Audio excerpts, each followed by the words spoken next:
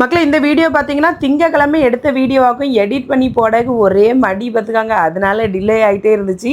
திங்கக்கிழமை காலையில் வந்து எனக்கு வந்து கேபி ஜுவல்லரி ஆனிவர்சரி ஃபங்க்ஷனுக்கு போக வேண்டியிருது. அதனால் வீட்டில் இருக்கக்கூடியதை வச்சு சிம்பிளாக ஒரு கடைன்னு ஒரு சமையலை பண்ணிட்டு நம்ம கிளம்பிடணும்னு சொல்லிட்டு பார்த்தா கத்திரிக்காய் இருந்துச்சு.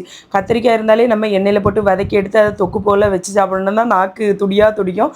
அதனால் சூப்பராக வந்து கத்திரிக்காய் தொக்கு வச்சேன். கத்திரிக்காய் தொக்கு ரெசிபி வேணால் கமெண்டில் வேணும்னு சொல்லுங்கள் மக்களே. பெரிய ஆளுக்கு கத்திரிக்காய் தொக்கு மட்டும் இருந்தாலே போதும், சோறு கூட விரவி சாப்பிட டேஸ்ட்டாக இருக்கும். பிள்ளைகள் வந்து குழம்பு கேட்பாங்க. ஃப்ரிட்ஜில் வந்து பாறை மீன் இருந்து அதை சூப்பராக வந்து குழம்பு கூட்டி வச்சுக்கிட்டேன். சமையல் வேலை அவ்வளோதான், கத்திரிக்காய் தொக்கும் மீன் குழம்பும் தான். அதுக்கப்புறமா சூப்பராக ரெடி ஆகிட்டு வந்துட்டு அன்னைக்கு நான் போட்டிருந்த ட்ரெஸ் வந்து புது ட்ரெஸ் தான்.